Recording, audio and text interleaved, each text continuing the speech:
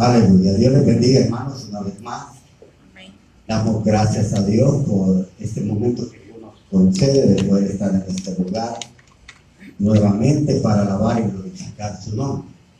Así de que esta hermosa tarde ya hemos alabado al Señor y queremos enviarles un saludo a todos los hermanos que no han podido estar acá por motivos de trabajo. Y los que están aquí, Dios les bendiga y les guarde. De la misma manera, a los amigos que siempre nos están siguiendo a través de las redes sociales, les mandamos un caluroso saludo desde acá de Las Vegas, aleluya.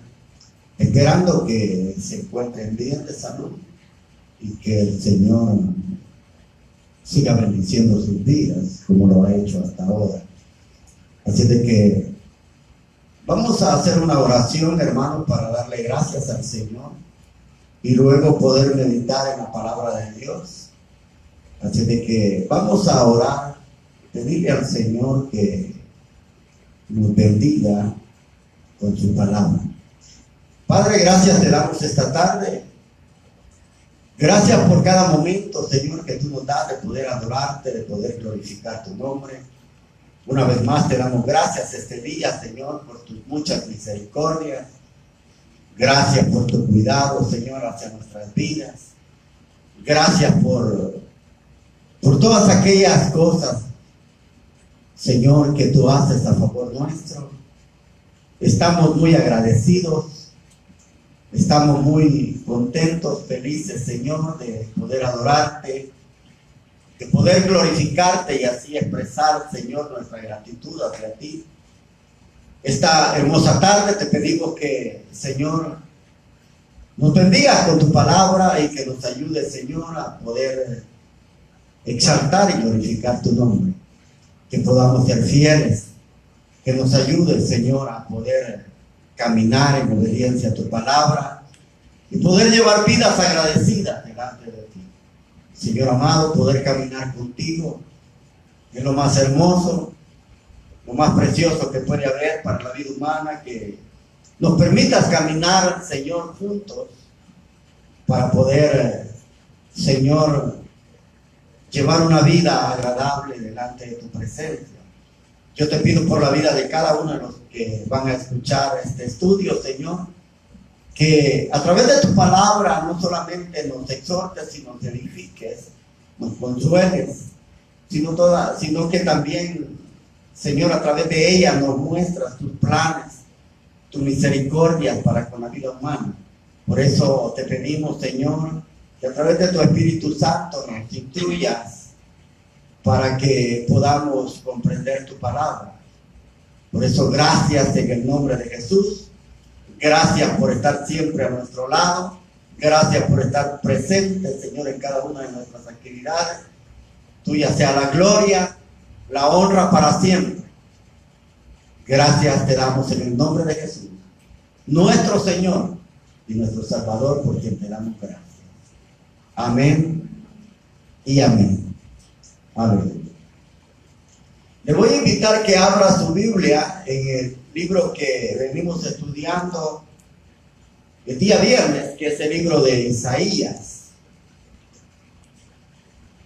Isaías capítulo 49, corresponde estudiar este día un nuevo capítulo que nos lleva a conocer aquellos propósitos y aquellos planes que Dios tiene para nosotros. Isaías capítulo 49. Si usted ahí en su casa tiene una Biblia a la mano, puede abrirla y poder estudiar la palabra de Dios juntamente con nosotros. Aleluya. Capítulo 49, versículo 1 al 3, vamos a estar meditando precisamente en estos tres versículos que hay mucho que hablar de parte de Dios a nuestras vidas en estos tres versículos. Así es de que vamos a estudiar. Recuerdes, hermano, que el estudio de la palabra del Señor precisamente no ir a la carrera, sino el poder estudiar despacio para poder comprender y entender su palabra. Así es de que vamos a abrir la Biblia en el capítulo 49, versículo 1 al 3, dice la palabra del Señor. Óiganme, países del mar, presten atención, naciones lejanas. El Señor me llamó desde antes de que yo naciera.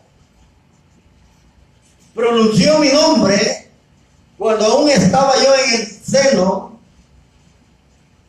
de mi madre. Convirtió mi lengua en espada afilada. Me escondió bajo el amparo de su mano. Me convirtió en flecha aguda y me guardó en su aljaba. Me dijo: Israel, tú eres mi siervo. En ti mostraré mi gloria. Amén. Amén. Dejamos hasta ahí la palabra del Señor. Y quisiera hacer algún resumen sobre lo que Isaías había hablado en el capítulo 48. Si usted se recuerda, en los últimos versículos el Señor había venido diciéndole a Israel que precisamente Él iba a ser quien lo iba a enseñar o lo iba a instruir para su provecho. Y le iba a enseñar el camino por donde él debería de seguir. El Señor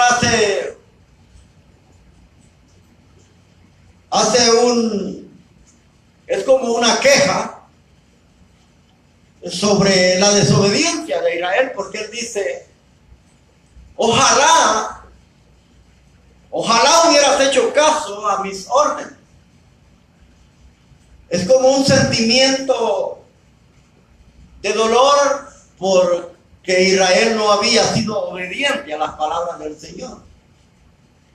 Es decir, hermanos, que si él hubiera sido obediente, describe la palabra del Señor, que su bienestar hubiera crecido como el río y su prosperidad hubieran sido como las olas del mar. Dice: tus descendientes hubieran sido como las arenas del mar y yo no hubiera tenido que destruirte. Es decir, hermanos, que si Israel hubiera sido obediente a Dios, Dios nunca hubiera tenido que usar la esclavitud y el tener que llevarlos fuera de sus tierras. Él no hubiera tenido que recurrir a todo esto para que Israel hubiera sido bendecido. Es decir, que si Israel hubiera sido obediente a Dios, Dios no hubiera recurrido a estos métodos que usó con él. Y precisamente los últimos versículos hablan de cuando les dice que salgan con alegría y que canten y que hagan conocer esa libertad que Dios les ha hecho, y que así como ellos iban a expresarlo, ellos tenían que decir: digan, el Señor ha libertado a su siervo Jacob. Y precisamente Dios expresa, hermanos, y les trae a memoria que así como Él había cuidado de Israel en el desierto, en el peregrinaje de esos 40 años, que nunca les faltó el agua, la comida, Dios siempre proveyó, así también Dios lo iba a hacer con Israel cuando saliera de la cautividad de Babilonia. Recuérdense que el final de este versículo dice: no hay paz para los impíos. Es decir, está hablando que no iba a haber paz para todos aquellos que habían dudado de Dios, todos aquellos que no habían tenido fe en las promesas que Dios había dado a través de los profetas. Es decir, ellos no iban a tener paz, porque precisamente, hermanos, no habían confiado en la palabra del Señor. Ahora, los versículos que ahora, hermanos, nos corresponde estudiar de este capítulo 49, Isaías comienza precisamente con una sección muy importante. Quizás pudiéramos decir, no desde este capítulo 49 hasta el 53, que habla precisamente del siervo de Dios, sino precisamente desde los 40, desde el capítulo 40 hasta el final de los capítulos 66, precisamente, el profeta Isaías se enfoca precisamente en lo que es la misión que tendrá el siervo de Dios.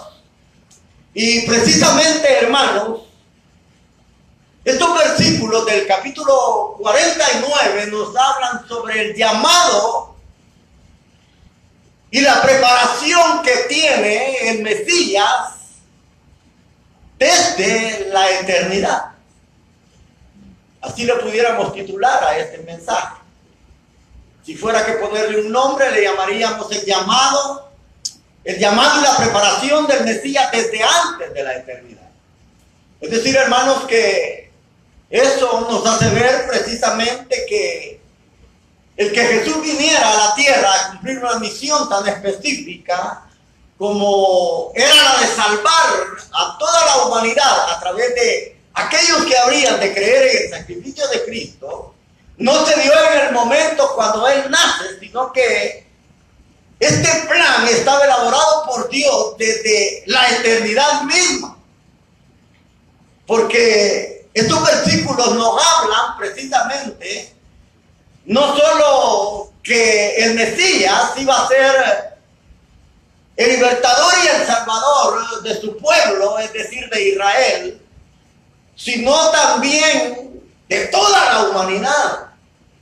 Es decir, hermanos, que Dios estaba preparando el camino desde la misma eternidad, porque sabía Dios en su presciencia, es decir, en su conocimiento anticipado, que el hombre llegaría a una situación en su vida tan baja, hablando moralmente, que ellos iban a necesitar a un Salvador, iban a necesitar a una persona que muriera por los pecados de ellos. Y precisamente, hermanos, mire cómo comienza este capítulo 49. Óiganme. Con esa expresión comienza. Óiganme o escúchenme. Escúchenme, dice, costas del mar. Escúchenme. Es decir, Dios está pidiendo que se preste atención precisamente a lo que se va a decir en cuanto a la misión y el propósito que su Hijo Jesucristo o el Mesías llevará precisamente a cabo a favor de los hombres en la tierra. Él dice, escúchenme costas del mar. ¿Por qué está precisamente diciendo, escúchenme costas del mar? ¿A qué mar se refiere? Precisamente se está refiriendo al mar Mediterráneo. Las costas que están en el mar Mediterráneo. Ahora, está queriendo llamar la atención precisamente de aquellas naciones que estaban lejas de su pueblo, y precisamente, hermanos, estas naciones que estaban alejadas de su pueblo, precisamente son las naciones gentiles. Por eso Dios les dice, escúchenme, pongan atención, préstenme su oído para lo que yo voy a decir. Ahora, está llamando a que presten atención las naciones gentiles, y precisamente dice, el Señor me ha llamado desde antes de que yo naciera. Y dice, pronunció mi nombre cuando aún estaba en el seno de mi madre. Fíjate que aquí Isaías dice que Dios lo llamó, esta versión dice, desde antes de nacer, desde antes de que yo naciera, Dios lo había llamado. La reina Valera dice que Dios lo había llamado cuando él estaba en el seno de su madre, así dice. Dios me llamó, dice, cuando yo estaba en el seno de mi madre, es decir, en sus entrañas.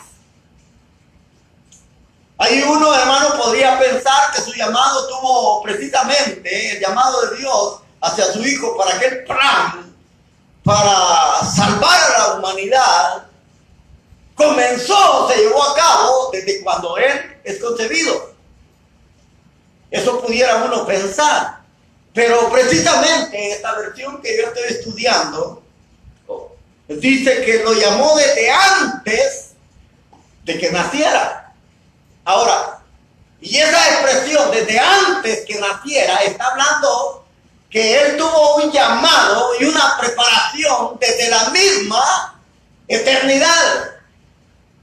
Y para eso, hermanos, yo lo voy a llevar al libro de Miqueas, capítulo 5, para que podamos ver más claramente cómo Miqueas expresa precisamente ese llamado del Mesías desde antes, desde la eternidad misma. Miqueas capítulo 5, versículo, se lo voy a leer desde el versículo 1, porque hay cosas muy importantes que esta profecía de Miqueas habla.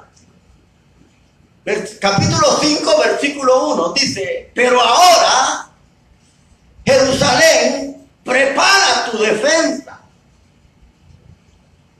porque ha sido sitiada. Y dice, y van a castigar duramente al jefe de Israel. Lo vamos a detener acá por un momento. Fíjate que a Jerusalén se le llama, el Señor la llama a que levante muros por los peligros que se iban a aproximar precisamente a ellos. Dice, porque ha sido sitiada. Dice, van a castigar, esta versión dice, duramente al jefe de Israel.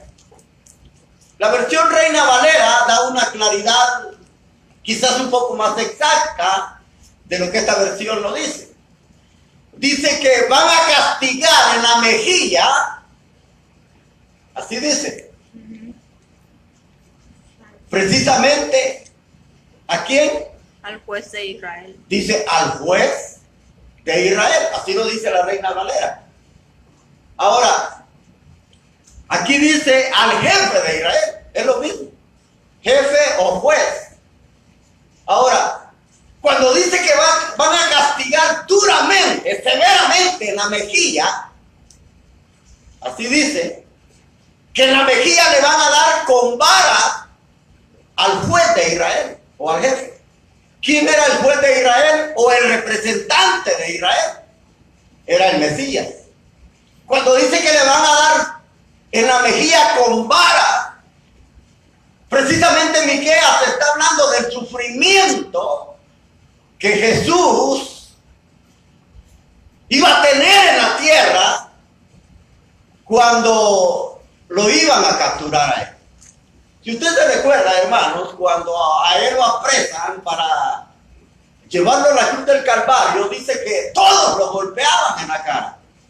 Le golpeaban con vara, le arrancaban la barba, lo escupían, lo blasfemaban, es decir, hacían cuánta cosa con él. Y ahora, aquí Miqueas está describiendo, hermanos, precisamente los sufrimientos que el Mesías iba a tener antes de ir a morir a la cruz del Calvario.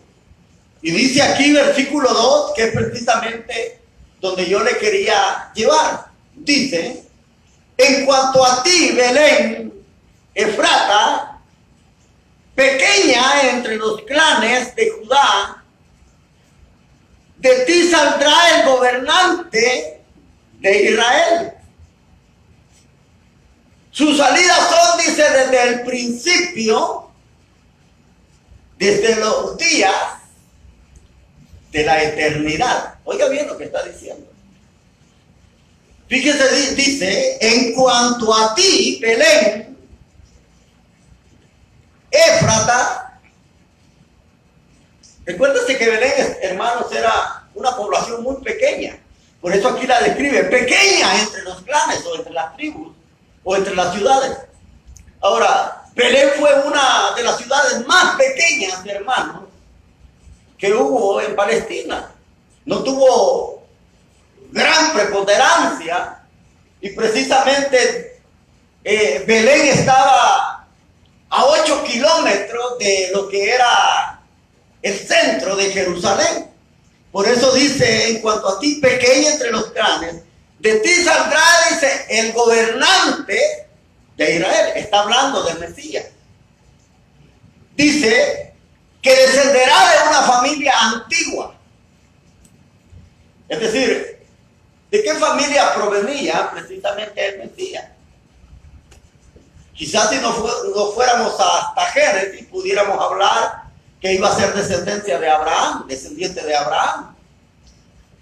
Ahora, si nos fuéramos más adelante, dijéramos que él descendía o era del linaje de David.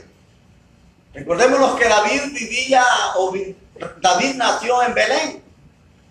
Se le conocía como Efrata también. Y dice que sus días serán, sus salidas, dice, serán desde el principio, desde los días de la eternidad. Ahora, cuando habla de sus salidas, muchos han llegado a decir que estas salidas de las cuales habla el profeta Miqueas hace referencia a cuando un rey precisamente sale a trabajar en sus funciones. Ahora, otra de las cosas que se dice sobre las salidas de el Mesías desde el principio y desde la eternidad misma, está hablando, hermanos, de aquellas apariciones que precisamente el Cristo tuvo en el Antiguo Testamento. Es decir, la preexistencia de Jesús antes de que Él viniera como hombre al mundo. Si usted se recuerda, hermanos, Él tuvo apariciones en el Antiguo Testamento a las cuales la palabra de Dios dice el ángel de Jehová.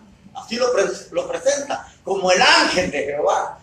Recuérdese que se le presentó a Abraham, se le presentó también a Jacob, se le presentó también como el príncipe de los ejércitos celestiales del Dios viviente a Josué. Es decir, eso hablaba precisamente de la preexistencia de Cristo antes de venir a la tierra, es decir, antes de que Él precisamente tomara forma de siervo o forma humana y Él se apareciera y naciera precisamente en Belén. Así es de que acá el Señor hace referencia. Recuérdese que Miqueas habla, dice que sus salidas serán desde la eternidad. Ahora, y precisamente cuando aquí el Señor llama en el capítulo 49, versículo 1, dice que lo llamó desde antes de que Él naciera. Ahora, Él tuvo esa misión y ese llamado desde los principios de la eternidad misma. Una de las cosas, hermanos, y quiero aclarar un poco sobre este versículo 1, porque hay cosas que aquí dice. Recuérdense que él comienza hablando, escúchenme, o presten atención, dice, costas del mar, es decir, a las naciones gentiles, les está hablando. Ahora, quiere decir esto, hermanos, que la misión del Mesías no era precisamente solo venir a salvar a Israel, como Israel muchas veces lo pensaba. Es decir, Israel, hermanos, llegó un momento en que pensó que la salvación era solo para ellos. Pero aquí Isaías nos está aclarando que la salvación, hermanos, no solamente era para Israel, sino para toda la humanidad. Ahora, ¿y por qué le digo esto? Precisamente, hermanos, si usted se recuerda cuando el Señor Jesús, y lo voy a llevar al Evangelio de Juan, capítulo 10, Juan 10, versículo 14 al 16. Juan 10, 14 al 16. Dice la palabra del Señor: yo soy el buen pastor. Así como mi Padre me conoce a mí y yo conozco a mi Padre, así también yo conozco a mis ovejas. Ellas me conocen a mí. Yo doy mi vida por las ovejas. Versículo 16 dice: también tengo otras ovejas que no son de este redil. Oiga bien, él tenía otras ovejas que no eran de este redil, es decir, hablando de Israel. Dice, y también a ellas debo traerlas. Ellas me obedecerán, es decir, oirán mi voz, lo van a obedecer y van a formar un solo rebaño con un solo pastor. Ahí tenemos claramente que Jesús declaró que no solamente Israel era parte de su pueblo, sus ovejas, como él las llama, sino que habían otras ovejas que no eran de ese redil, que él iba a traer también, que iban a escuchar su voz, iban a ser obedientes, iban a ir a él, iban a formar un solo redil y las iba a pastorear un solo pastor. Ahora, por eso es que acá él habla precisamente a las naciones. Y recuérdese, hermano, que uno de los propósitos de Dios fue, o ha sido siempre, que hacer un solo redil, como dice ahí, un solo redil de esas dos ovejas, de Israel y de los gentiles. ¿Por qué? Porque recuérdense que en Efesios, en el capítulo 2 de Efesios, del versículo 14 al 16, habla que dice que Dios, dice, estaba haciendo una sola nación, dice, de judíos y de gentiles. Dice que había una pared en medio de ellos que se anteponía. Y dice que él derribó esa pared para que de ambos pueblos hicieran uno solo. Ahora, cuando habla de que esa pared fue derribada por medio del sacrificio en la cruz del Calvario, está hablando, hermanos, que esa enemistad que había precisamente entre Israel y entre los judíos, entre los gentiles, iba a ser abolida. Ahora, ¿de qué manera esa enemistad se hace o fue abolida? Recuerden, hermanos, que cuando uno llega a ser hijo de Dios, ahí se derriban esas barreras o esas enemistades. Y le voy a poner un ejemplo. Ahora, cuando somos hijos de Dios, quiere decir que somos uno en Cristo. Es decir, no importa en qué país hayan hermanos o hayan personas que se hayan abrigado o prodigado bajo ese sacrificio de Cristo en la cruz del Calvario, precisamente venimos a ser uno, porque Él murió por todos. Amén. Ahí se acaban esas barreras o esas enemistades, ahí ya no hay fronteras, porque todos, hermanos, aunque seamos de diferentes nacionalidades, venimos a ser un solo cuerpo en Cristo.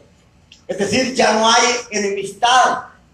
Lo mismo pasó con Israel. Recuérdese, hermano, que en la iglesia del primer siglo había un problema entre los judíos y los gentiles.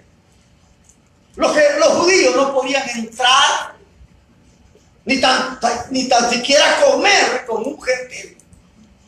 Ahora, si usted se recuerda, cuando Pedro fue llamado por Cornelio, capítulo 10 del libro de los Hechos, precisamente, hermano, una de las cosas que Pedro le dijo a Cornelio es: ustedes saben cuán abominable es que un judío entre a la casa de un gentil.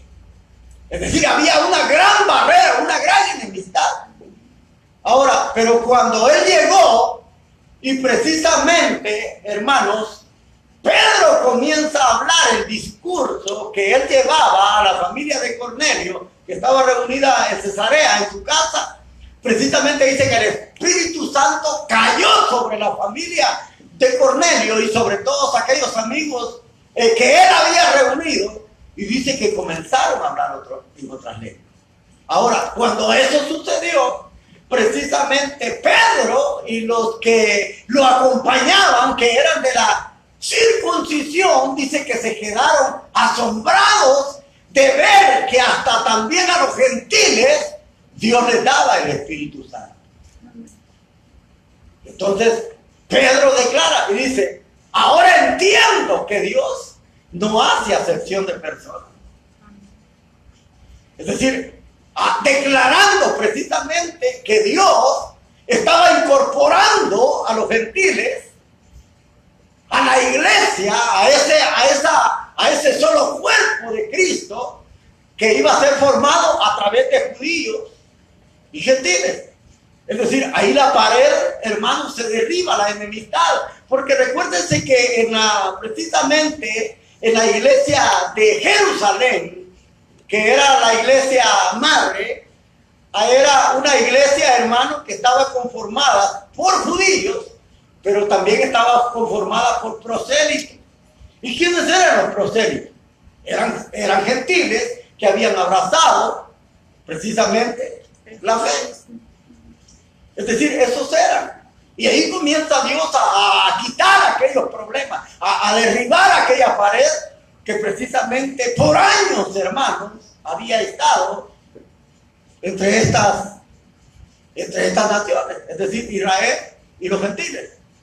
Ahora, dice acá: el Señor me llamó desde antes que naciera. Ya vimos lo que dice Miqueas capítulo 5, versículo 2, de que precisamente sus salidas fueron desde el principio de la eternidad, hablando de la preexistencia de Cristo.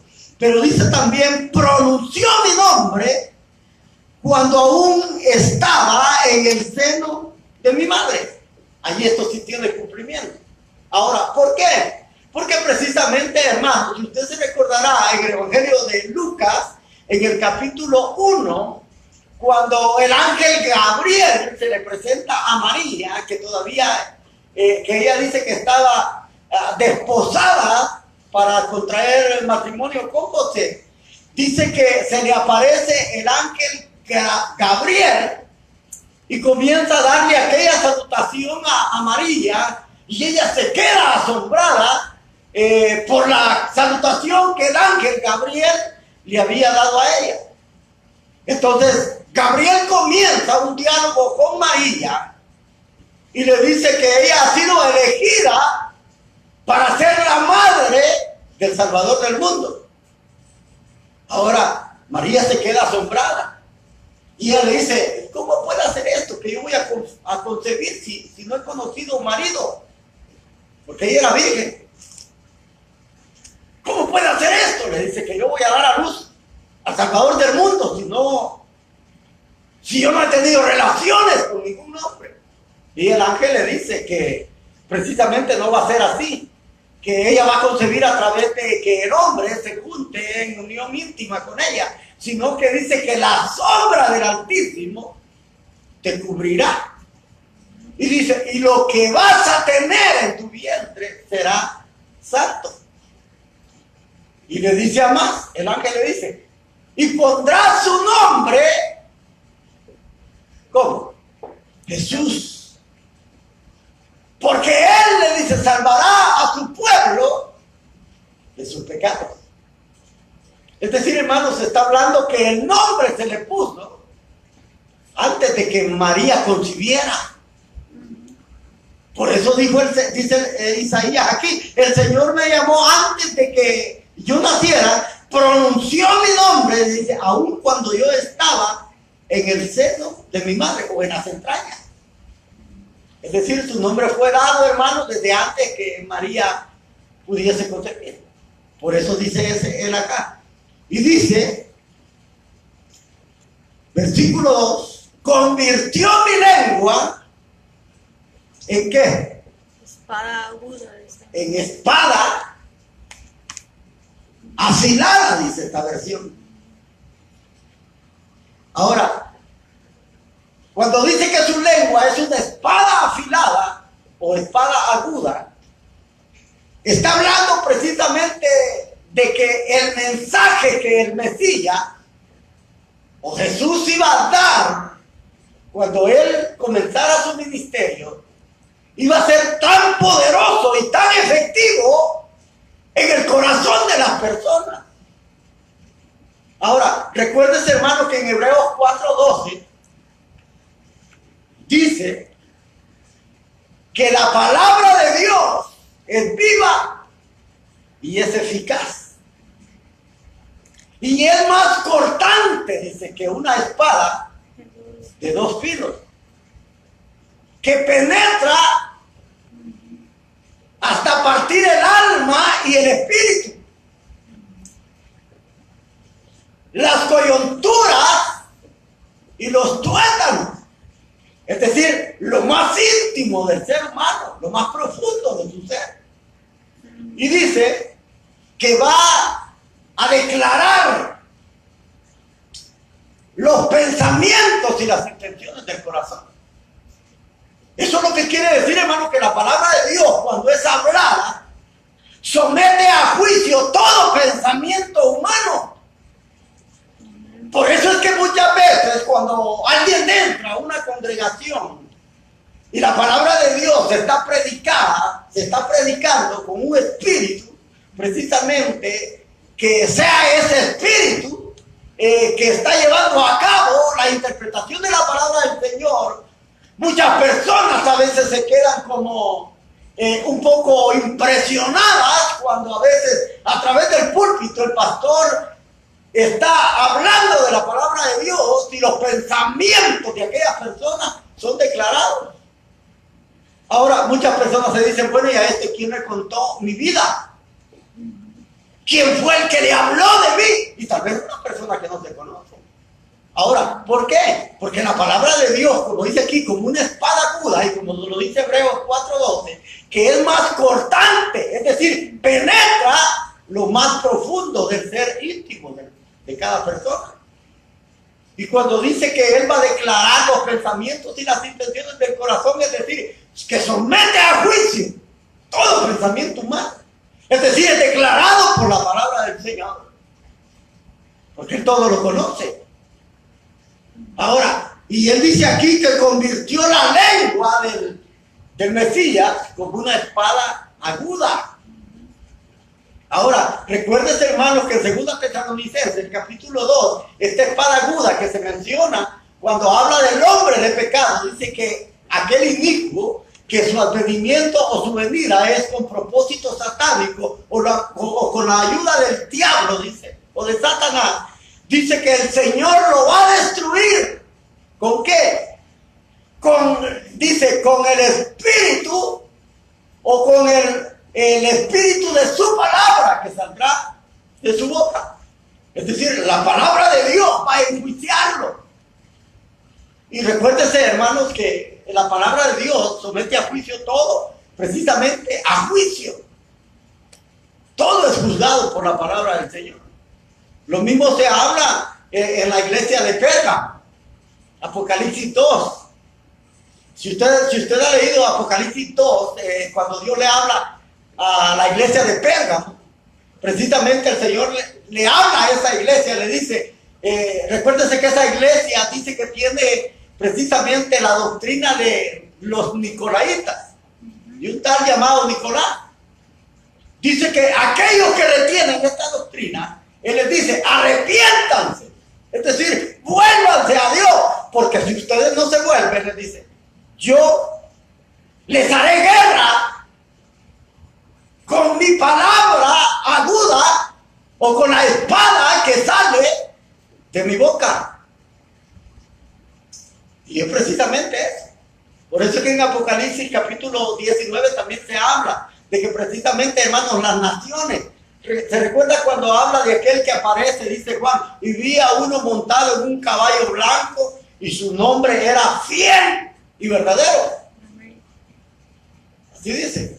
Y dice que él dice, viene para regir a todas las naciones con la espada que sale de su boca. Así dice, que las va a herir con esa espada que sale de su boca. Cuando habla de herir, está hablando de juicio. Porque aquellos que no se arrepientan van a ser juzgados por la misma palabra del Señor. Por eso dice aquí, mire, Él convirtió mi lengua. Está diciendo precisamente el Mesías. Él está declarando que su lengua fue convertida en espada afilada o espada aguda. Por eso, hermano, la palabra de Dios, como dice Hebreos, es viva y es eficaz.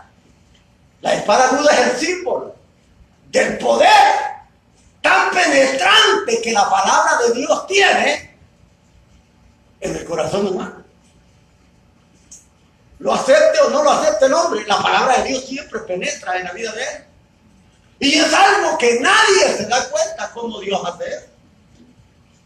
O sea, es algo maravilloso, hermano. Cómo a través del mensaje el Mesías iba precisamente a penetrar a través de su palabra. Su mensaje iba a ser poderoso y penetrante en la vida de muchas personas. Por eso es que la gente, hermano, se admiraba de cómo él hablaba. Por eso es que la gente, hermano, lo seguía. Su mensaje era un mensaje, hermano, que calaba aún en el corazón maduro. Y eso es algo hermoso. Por eso dice aquí, convirtió mi lengua en espada afilada. Dice, me escogió bajo el amparo de su mano. Así dice, me escondió bajo el amparo de su mano. Ahora, cuando dice que fue escondido en el amparo de su mano, precisamente, hermano, está hablando de cómo Dios guardó a su hijo y lo mantuvo oculto desde la eternidad hasta el momento en que Él lo había de revelar al mundo. Por eso dice acá, dice que me escondió bajo la mano, bajo el amparo de su mano.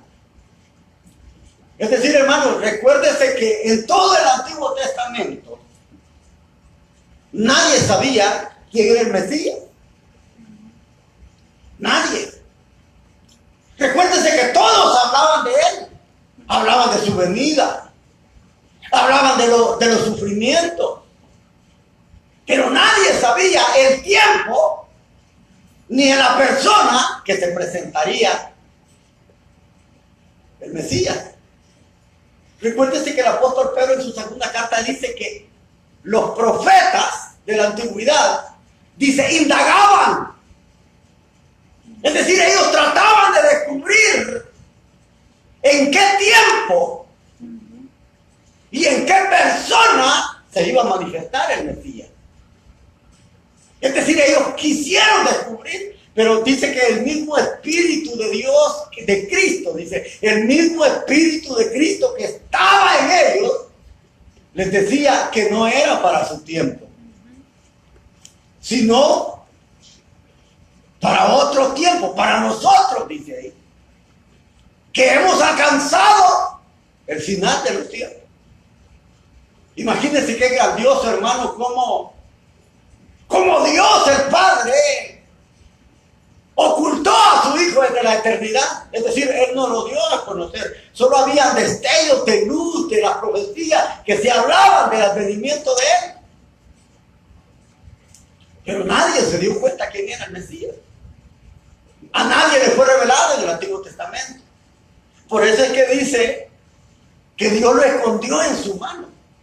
Es decir, lo escondió hasta el momento preciso en que Dios había de revelarlo al mundo. Recuerdes, hermano, que cuando Jesús nace, fueron pocos los que se dieron cuenta que Él era el Mesías. Fueron pocos. Es decir, era un remanente, muy poco. Y de entre ese remanente, cuando Jesús fue presentado en el templo, había dos. Fue Simeón y Ana. Si usted se recuerda, cuando Jesús fue presentado, Simeón dice que a él se le había dicho a través del Espíritu Santo que no vería muerte hasta que sus ojos no vieran al Mesías, al Salvador de Israel. Y dice que cuando él era niño, que estaba de 8 días de nacido, que fue presentado en el templo, dice que ahí estaba Simeón.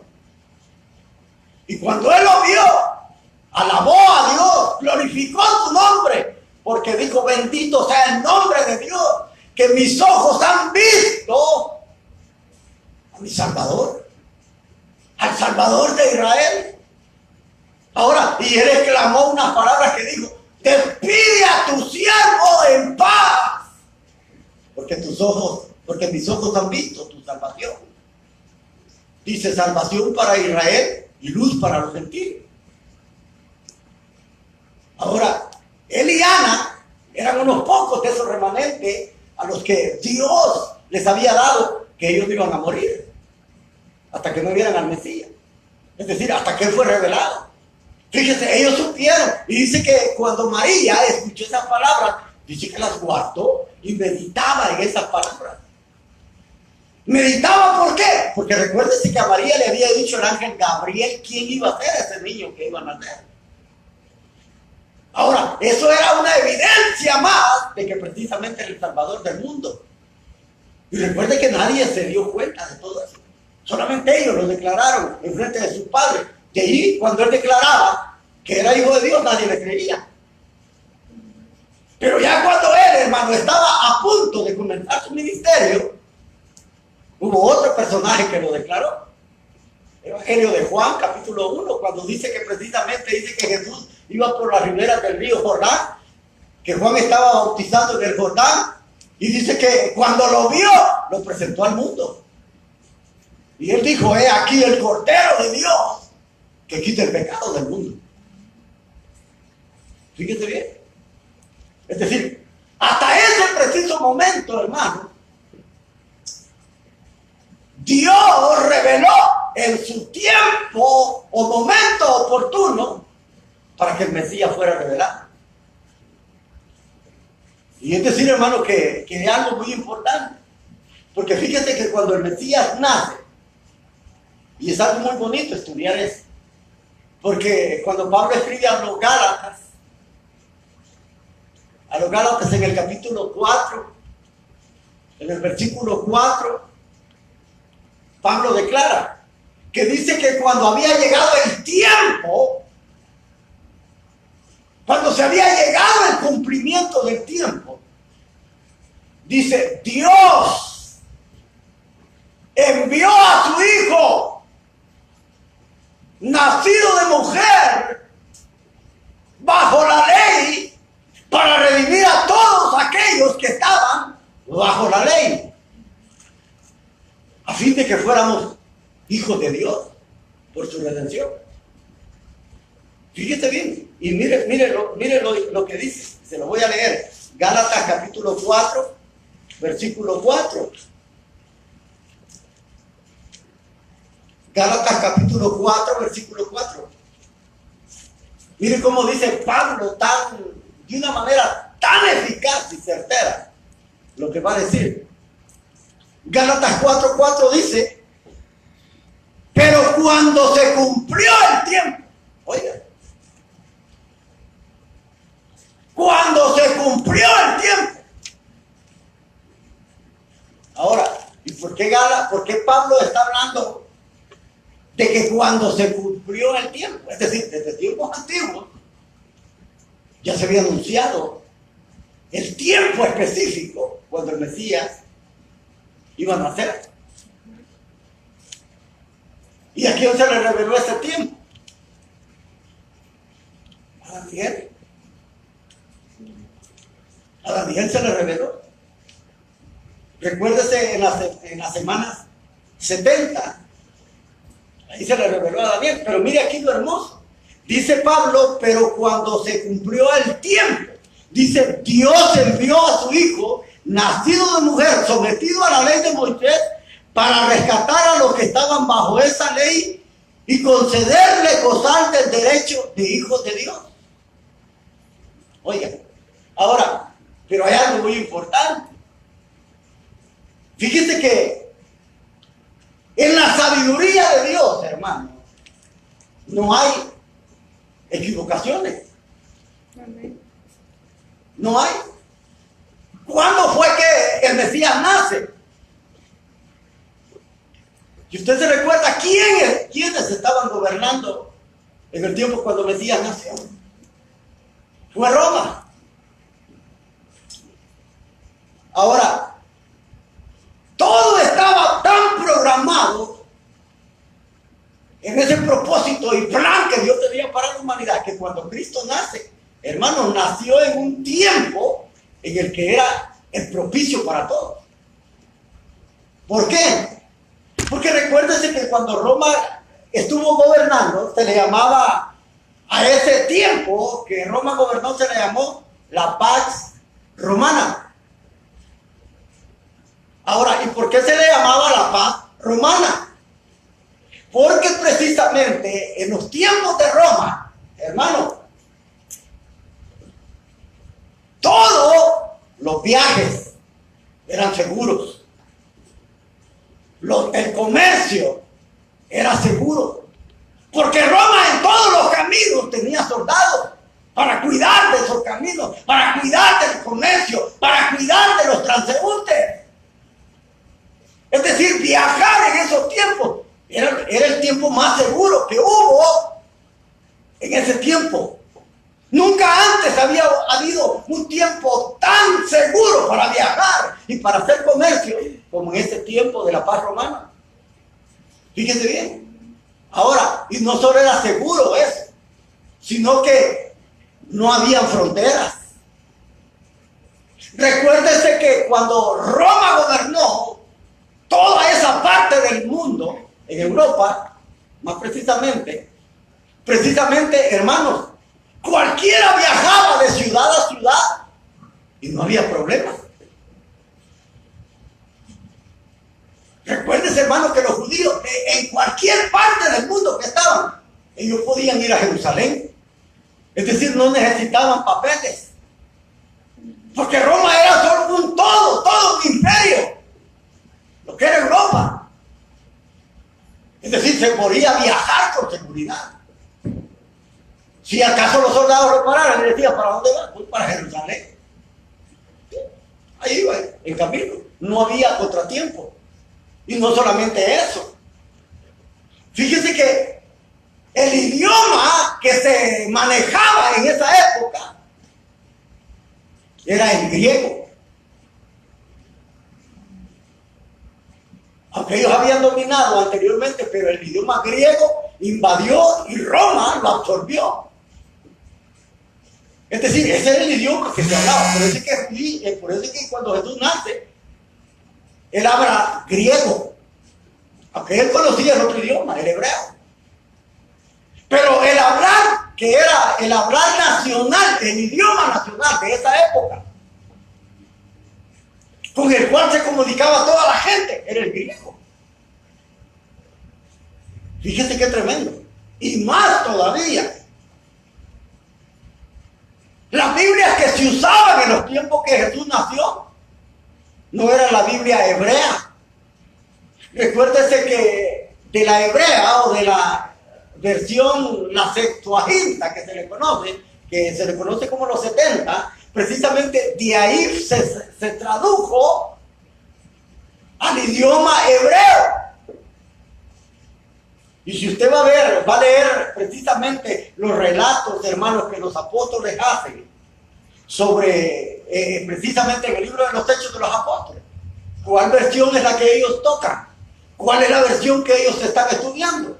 ¿Cuál es la versión de la cual precisamente aquel hombre Esteban, que fue precisamente apedreado, cuál fue la versión que tomó? Y lo que de ahí para allá, es decir, la versión que se usaba era la versión griega. 200 años atrás ya se había traducido. Y cuando Cristo vino, ya se usaba la versión griega. Fíjense qué tremendo. Miren, había una paz romana. Había seguridad para el transporte y el comercio. No había fronteras. Las personas podían venir de todas partes del mundo y nadie los podía detener. Es decir, el idioma que se usaba era el griego.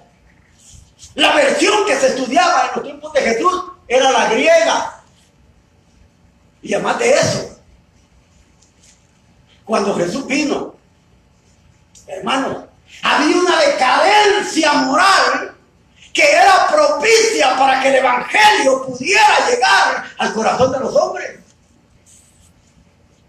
Por eso es que cuando el apóstol Pablo dice que cuando el tiempo, como lo dice aquí, de Dios se cumplió, Jesús vino a nacer de una mujer bajo la ley, cumpliendo todos los requisitos y liberando a todos aquellos que estaban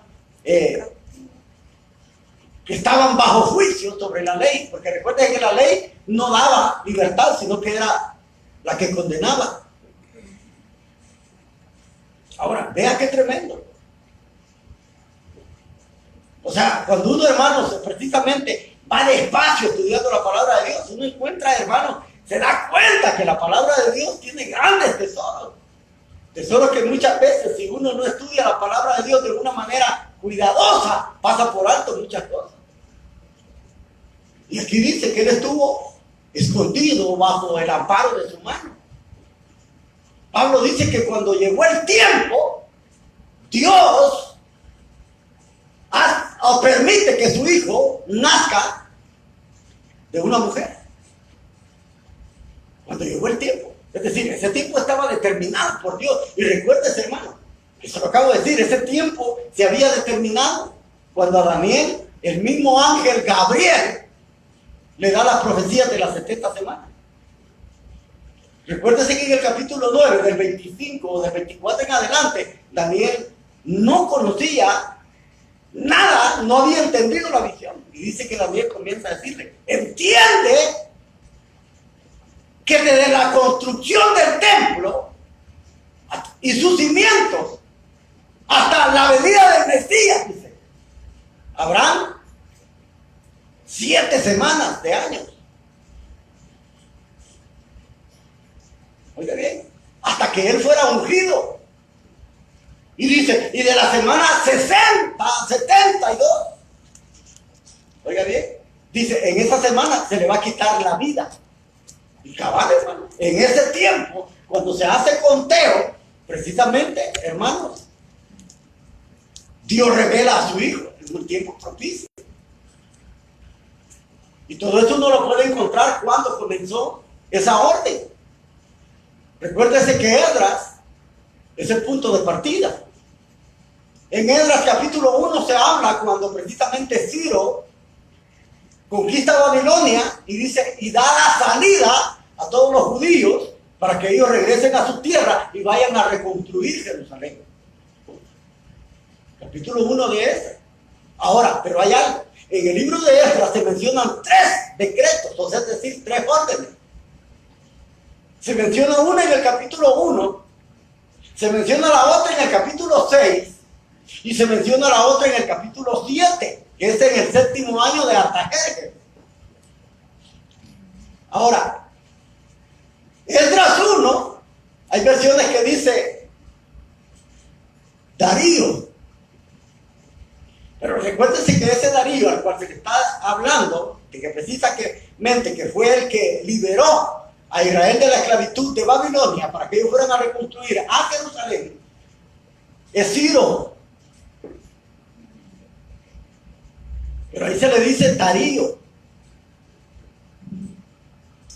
Ahora, y le digo esto porque si usted ha estudiado las profecías, el libro de Daniel, en el capítulo 5, cuando dice que Belsasar estaba gobernando, que era el hijo de Nabonido, precisamente, dice que cuando él estaba gobernando en el capítulo 5, todo ese capítulo 5, que habla donde dice que se le aparece una mano en lo encalado de la pared y le da aquella descripción que dice Mené, Uparsin.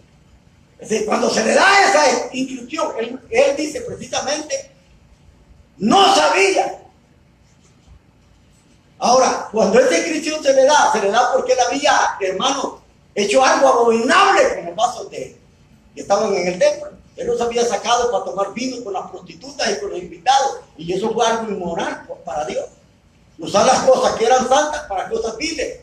Y por eso fue castigado. Y cuando es llamado Daniel a declarar esa inscripción que estaba en la pared, precisamente Daniel le dice que esa inscripción decía, Mené, Tekel, Uparsin. Es decir, tu reino ha sido roto, Mené. Uparsin ha sido pesado en balanza y has sido hallado falto.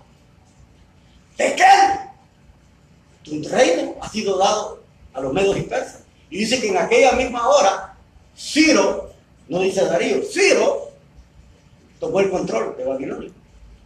Por eso es que en Nehemías se dan, precisamente en Esdras, se dan esos 3 decretos. Esdras 1 dice que Dios despertó el espíritu de Ciro para que liberara a Israel de la esclavitud y lo dejara partir a la tierra y reconstruir el templo. Ahora, la otra se da en el capítulo 6 y lo voy a llevar para que usted vea un poco de lo que le estoy hablando. Esdras está precisamente después de Segunda Crónica.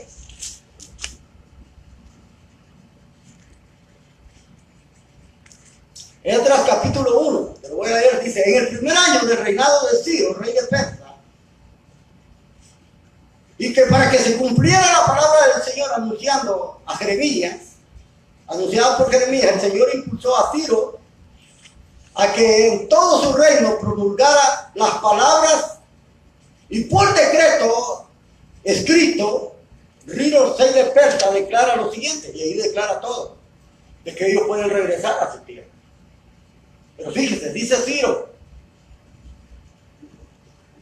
Ahora, si se va al capítulo 6,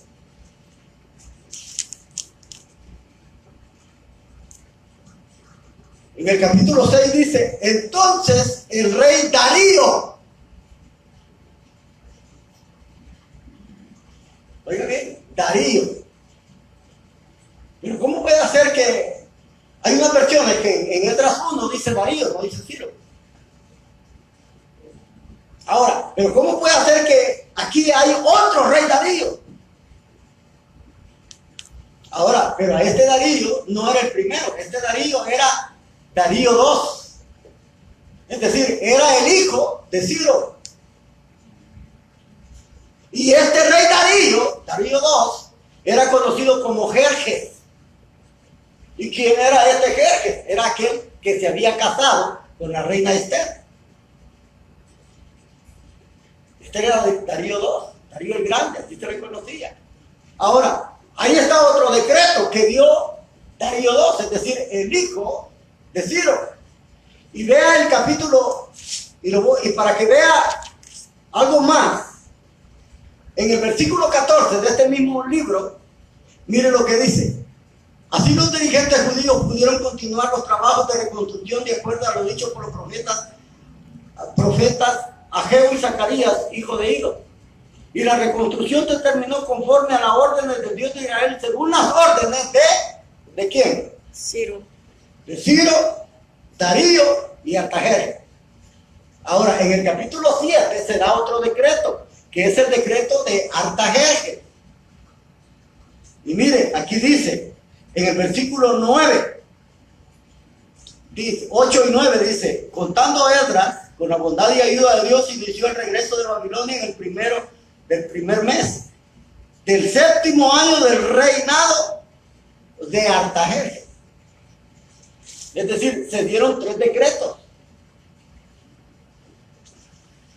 Cuando el ángel Gabriel le dice a Daniel en el capítulo 9 que precisamente que desde la orden de la salida se debe contar hasta que se unja a Cristo,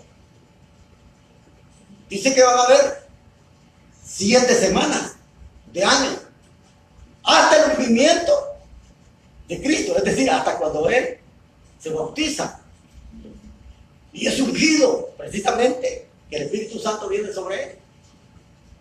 Y van a haber 7 semanas de año, es decir, 490 años. ¿Y cuál se cree que es el decreto de estos 3 que se toman? Precisamente, hermanos, el decreto que más lleva a llegar precisamente a este tiempo, cuando Jesús es ungido, precisamente es el decreto del rey Artajerjes, que Artajerjes era hijo de Darío II. Es decir, Ciro, Darío y hijo. Es decir, padre, hijo y nieto. Es ahí donde se toma esa salida, esa es la orden de salida. Porque las otras 2 órdenes se dieron precisamente y no hubo tanta preponderancia. Es decir, en el decreto de Artajerjes, precisamente, no solo se llevó a cabo la reconstrucción del templo y todo lo demás, sino que también, es decir, se decretó que se le diera libertad a lo que era el servicio religioso y el servicio civil. Es decir, hermanos, que Dios tenía un programa, pero reordenado, bien diseñado. Es decir, Dios no falla, porque Él tiene el tiempo bien contado. Por eso Pablo dice que cuando llegó el tiempo de Dios, que es en el tiempo de Él, que se dio todo eso. Y dice aquí, es que Él fue escondido en su mano. Dice, me escondió bajo el amparo de su mano y me convirtió en una flecha aguda. Y vuelve a mencionar, y me guardó en su aljaba.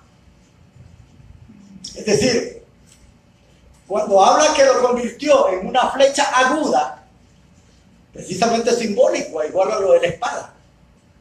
Recuerden que la espada es la palabra, pero es importante.